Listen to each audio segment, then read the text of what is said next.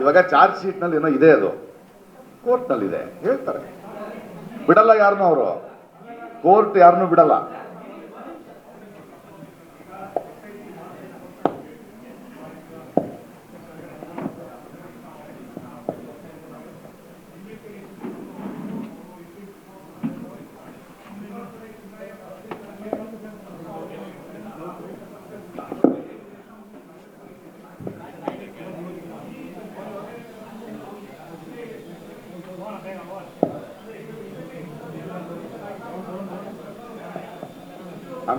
ಅಂತ ಹೇಳಿ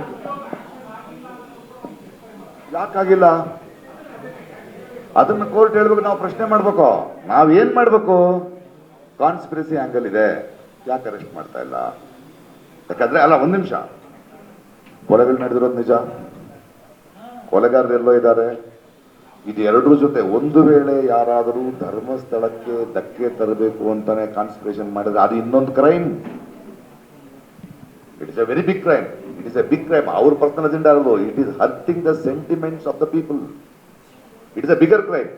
ಆ ಕಾನ್ಸ್ಪಿರಸಿ ಇದೆ ಅನ್ನೋದಾದ್ರೆ SIT ರಿಪೋರ್ಟ್ ಕೊಟ್ಟಿದ್ರೆ ಯಾಕೆ ಆಕ್ಷನ್ ತಗೊಳ್ತಿಲ್ಲ?